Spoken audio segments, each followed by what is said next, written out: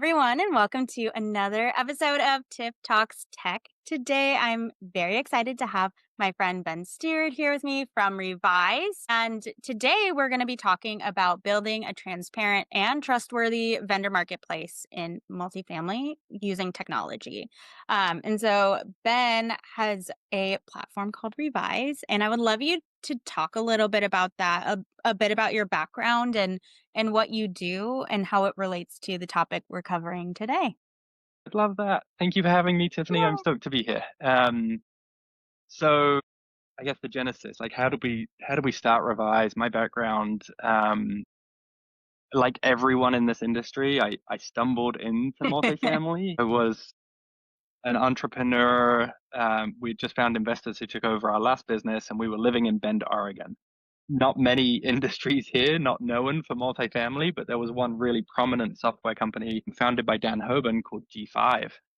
And that's where I fell into the industry, but also fell into software. Our previous businesses were outside of software, consumer packaged goods, e-commerce, and fell in love with both. Like it was the perfect relationship between software and real estate, which were like two Mhm. things I was super passionate about, Yeah. or came to learn that I was super passionate about. And having been an entrepreneur and going into software where everything is just so fast paced and you can't sleep, just had like a wonderful, I think it was 6.5 years through G5, serving a ton of different roles, meeting just a ton of wonderful people on both sides of the business.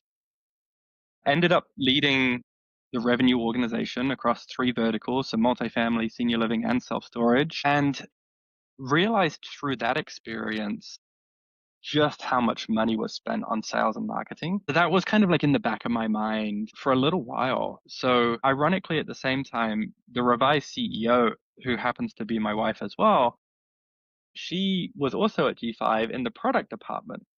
Oh, So I we didn't know always that. seemed to manage to work together. Yeah. Yeah, so she was building some very cool products at G5, for scoring, cross-channel spend optimization, like really honing in on the advertising and consumer acquisition side. So our paths kind of diverged a little bit. I ended up going to Funnel, CRM in the space. Everyone should have heard of Funnel by now. Yeah. Bobby went to BH Management. And so Bobby was a senior executive at BH. Um, Such a wonderful company. I have so much respect for that leadership team. Yeah. And I spent a couple of years overseeing the revenue organization at Funnel. And, we kind of had this like unique two-sided perspective of this industry, Bobby from the operator side, me from the vendor side. And we would just discuss like just the disconnect and how hard it was to bring together the vendors or suppliers or partners, whatever you want to call them, with the operators. At that moment when someone's like in market searching, there was nowhere for them to go. Bobby turned over about 15 different vendors while she was at BH Management and spent so much time like trying to walk trade show floors, not being able to really even get to the expo floor, I doing mean, have you research on seen how Google, trying to huge find vendors. NAA was? Unbelievable, Yeah. right? So, and at the same time over at Funnel, again, we're spending so much money on like brand awareness and Funnel's done such a great job of it, putting that hot pink out there, making sure that, there is brand recall when someone thinks of CRM, they think of Funnel. Yeah. Um, but there was still no platform for the industry to go to. So, having spent a decade in technology, being technologists at heart, we kind of researched outside of our industry and looked at platforms like G2 and Capterra and TrustRadius. And in many ways, Tiffany, we thought like this is going to be easy. We'll just tell everyone like, hey, we've built the Capterra or G2 or TrustRadius of multifamily. Turns out the industry's not there, right? Like the industry doesn't know those platforms exist, Yeah. especially on the operator side. So we had to do a lot more education than we thought we would, but that was a very long-winded answer to the question. That is how we came about Revise. It was kind of like a unique two-sided view to this industry and the disconnect between the two, and we've been having a lot of fun ever since. Yeah, no, that's amazing. And I know just coming from that side too, it is such a pain point to deal with vendors. And I know I'm a little bit more introverted. It was not my favorite thing to have vendors constantly reaching out to me. I'm like, I will come to you, leave me alone, stop trying to sell me stuff, which is maybe not like the nicest thing to be thinking, but it happens. And I think that's kind of where your platform comes in because I could have been able to do my own research and seeing, oh, this is what I actually want, and do a little bit more compare and contrast with something like that. So I think that's amazing. 100%. You just touched on something so important. Like B2B software sales has changed so much over the last few years, right? Yeah. Like probably in many ways COVID induced. It's funny that we still reference back to that, but um, COVID killed trade shows for two Mm, years, yeah. right? And everyone was like, oh man, we have to do business in a different way. We have to learn how to do our research and our homework in a different place. Now, trade shows have come back thriving, don't get me wrong, like it's a Yeah. wonderful place to get everyone together, but millennials now make up the bulk of B2B buyers. And millennials are conditioned to Amazon. They're conditioned to Yeah. easy shopping. You touched on this, but they're conditioned to like talking to someone as a last resort. They want to make their shortlist on their own time, having done their research, and then pick up the phone and talk to a sales rep. And here's the other thing too is I didn't ever know if I could trust that salesperson because I had been sold, and I'm sure like you were saying Bobby went through some different products too. Like I would be sold things and it was not what they promised. So how do I know that I can trust you? And am I wasting my time going to such and such event or you gifting me this product when I know that your product is not what I need? So that can be difficult. So kind of diving into that, why is transparency so critical with vendors in our space? I mean, it's sad to admit this, but you're right, right? There have been a lot of over promises made, and software's hard in that integration has many different meanings. So we're going to assume no malice. We're going to assume no malintent and say like, Yeah, because sometimes someone at salespeople the don't organization. realize that it's not working the way it's supposed to. They don't always know. Exactly. Yeah, And most salespeople aren't technologists, right? Like that's not exactly. the industry that they grew up in. So unfortunately, there are many definitions of the term integration, and that is typically where like a lot of the sales have maybe been misled. And I think software moves so fast that I think it was a common practice also to sell ahead of your skis a little bit, right? Yeah. So like, does the platform do this or can the platform do this? They're very different questions. Does the platform do this implies today?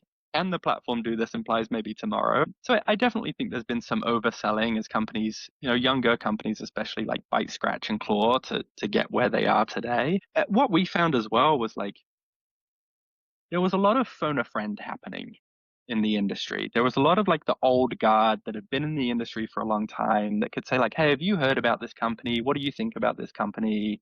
Have you used them before? Do they do what they say?" But again, there was no like platform for that. There was no platform for like conversation or transparent reviews.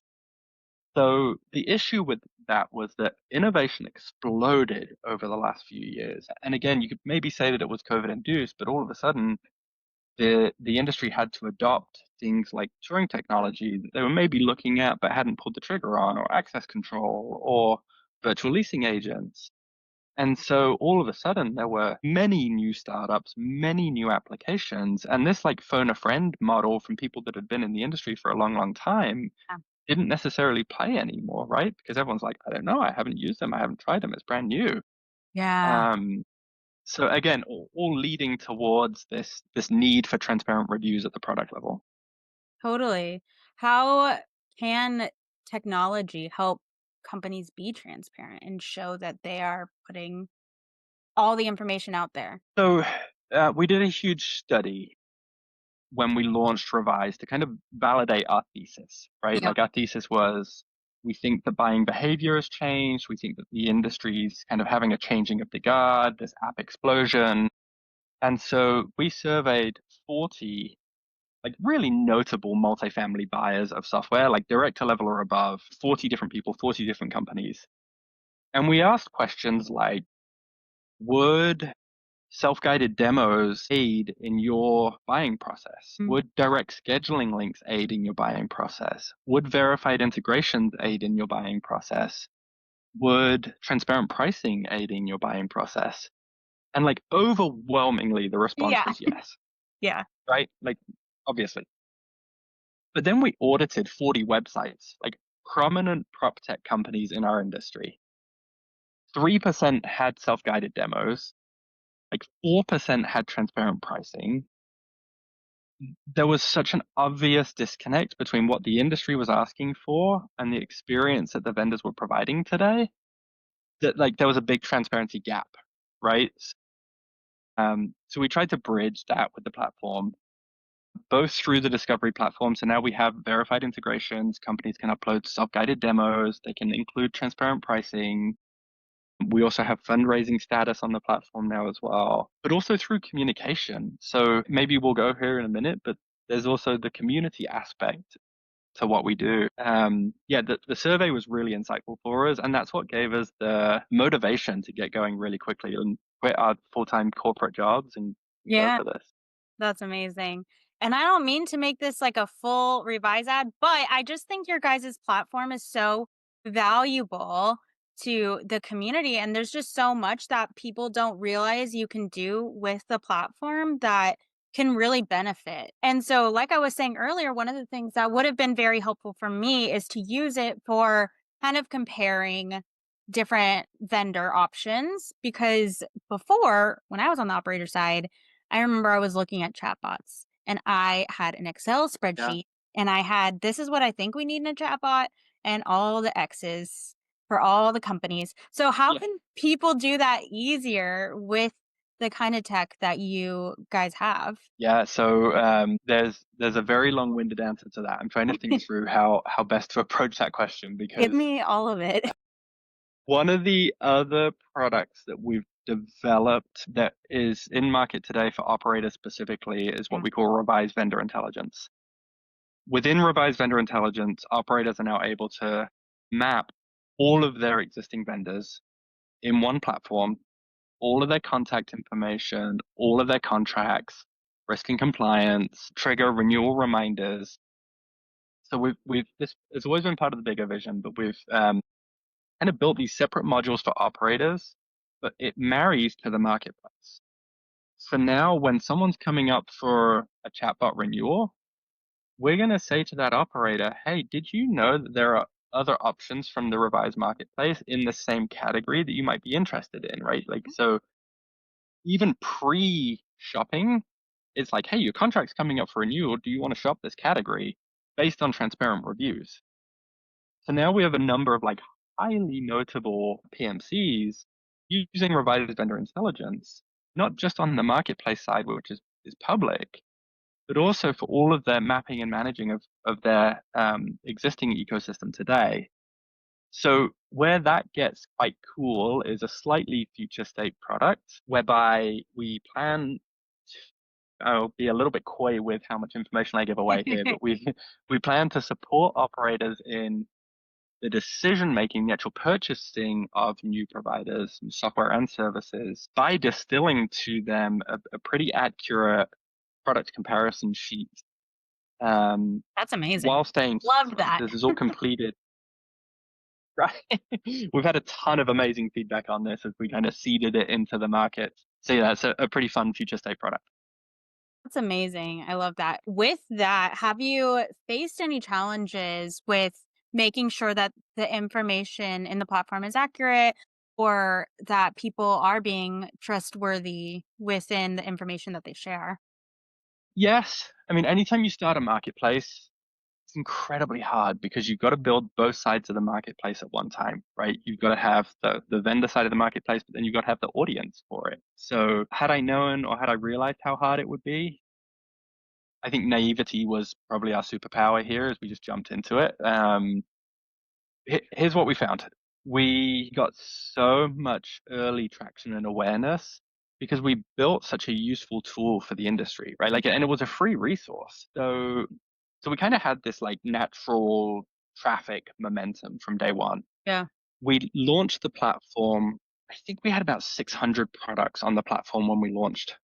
And that was all through like our own research, our own homework, just like our time in the industry, understanding the industry. The platform has almost doubled in size because we're technologists, we built the platform to be very product led. Vendors can create a product listing on the platform themselves.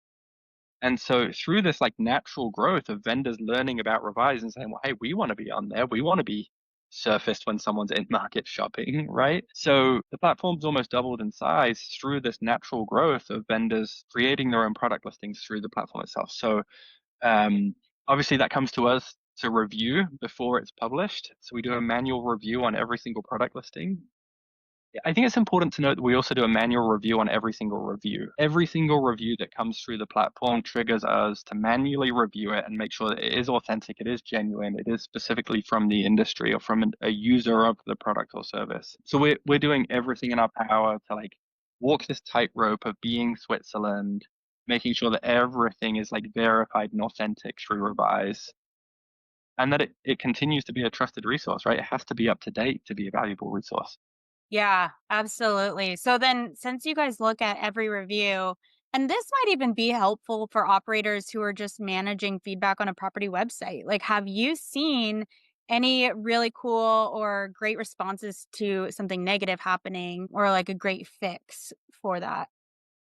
During my time at G5, we sold reputation management software. Yeah. And so like I got very familiar with this from an operator perspective and also got very familiar with a bunch of statistics. So it's actually widely recognized that a 4.5-star review is more highly respected or regarded or trusted than a 5-star review. Hmm.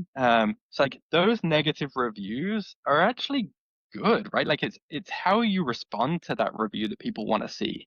So I've seen a couple of companies on our platform that have had like a feature request or a product request come through the review where one of the sections is what can this company do better? And the responses to those reviews have been amazing. Like, hey, we're thrilled about this idea. Our customer success team can't wait to reach out to you and start kind of mapping this out with you. And that's the kind of collaboration people want to see from their vendor, right? Like that says partnership all over. Done well, I think it's just been a cool platform for people to really do their homework. Yeah, absolutely. And even like I've managed our listing and I've seen a few feature requests. Like, I mean, we've had some superstar customers who just love us, but they still are like, hey, you have room for improvement in this area. And we appreciate that because we want to make the product as good as it can be. So, I mean, I think that feedback is valuable for sure. And Tiff, that's the benefit of a third party platform, right? Like it's Yeah. agnostic. And so people do feel like they can give that feedback as opposed to a company just having their go-to list of references that always happens, right? Like it's kind of a little bit detached. And so people do feel like there's that honesty there. Absolutely. So, I want to dive into talking about the community and how we can leverage technology to expand that. So, there's so many different types of people on Revise. There's vendors, there's operators. How has it brought people together? And if somebody's not involved at all, what are some things that they can do in there that can connect them within multifamily? Yeah. The community's been a fun project. We set out to bring this industry closer together. And I have to keep reminding myself we've only been doing this for a year. Like Yeah. to launch a discovery marketplace, a community, and then also all of these like contract management, vendor lifecycle management modules as well has been pretty fast paced. Yeah. The community is like the kind of like the glue around the whole thing. It's been a place where it kind of filled a void that LinkedIn doesn't fill, right? Like a lot of the industry is on LinkedIn. There's a ton of content there. It's also not necessarily like a safe space to have an honest conversation, right? It's a public forum. Like no one's going to go onto LinkedIn and say, "What do you think of this vendor or supplier?" or "Hey, this totally sucks," right? Like it's too public for that. And it's also limited by the algorithm, right? So like who's going to see this content and is that going to reach my audience? So the revised community is a place for conversation, not just content. It's a place where you can come and like ask some transparent questions, get some transparent answers with a bunch of moderators in the community that are kind of tagging the appropriate people to make sure that like the community members are getting use out of it. It's also a great resource. There's a jobs board. There's a ton of live events that happen through the community, Yeah. and you can watch them all on demand afterwards as well. Like if you miss a live event, it lives there forever. There's a podcast directory. If Talks Tech is the latest one that just popped up in our podcast directory. It's Yeah. amazing. Um, So yeah, again, we just tried to make a really valuable resource for the industry.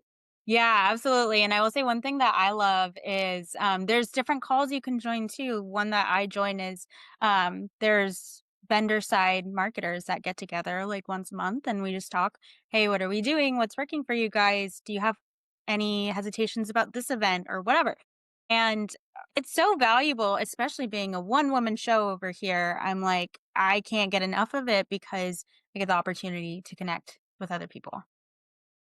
Um, Trevor runs the marketing roundtable, and it's always well attended. It's just like, uh, again, there's no place for this industry just to share ideas and collaborate. And like, we really believe that a rising tide lifts all boats, Right. and everyone's facing the same challenges, right? Whether it's on the operator side or it's on the vendor side. Sarah Graham runs the operator marketing roundtable, and by all accounts, they're having some amazing conversations in there as well. So we've been having a lot of fun watching that just grow and flourish.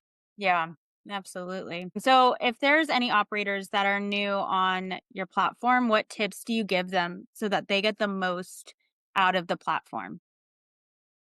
So I was on a call recently with one of our investors, and we've been really lucky to just have just incredible investors. And David said 100% of multifamily operations is run on software and services, whether Uh, that's investment through investment management software, whether it's all of your communications through a CRM, whether it's through consulting services, right? Like 100% of this is run on a foundation of vendors.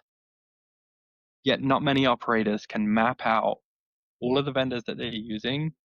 Their point of contact is when their contract is up for renewal. And so, like to us, we hear a ton about like client experience, customer experience, resident experience. But I think there's a neglected component that is the vendors and the ecosystem that is supporting the residents.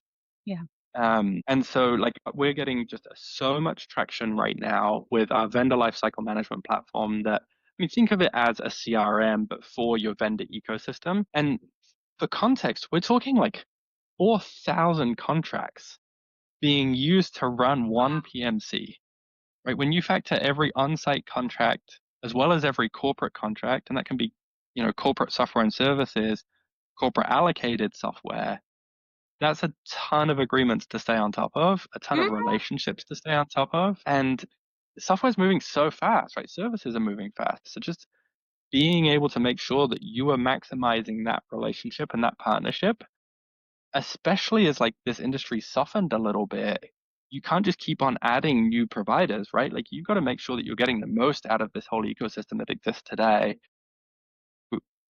Yeah, I think telling operators that exists and that it's tied into the marketplace. So not only can we help you like with that discovery component, but really the full management of the vendor ecosystem. Yeah. I remember like a helpful piece of advice I got when I was on the operator side.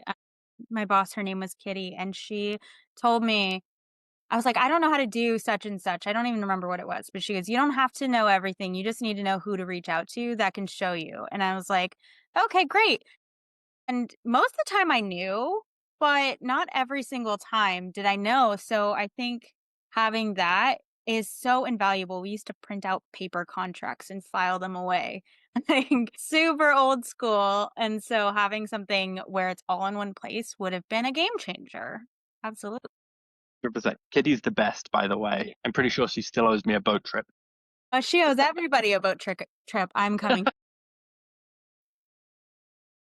Yeah. Yeah. No, she's the best. So, just kind of looking forward, I know you kind of hinted at some of the things that are to come, but is there anything else you can tell us that we should look forward to or anything you kind of foresee changing in the future landscape of what you guys are doing?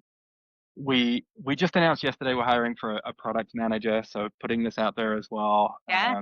We have a list, a whiteboard behind us here in the office of 8 somewhat significant products that we're excited to just continue enhancing the platform with, really to make it end to end vendor lifecycle. Bobby's a brilliant marketer.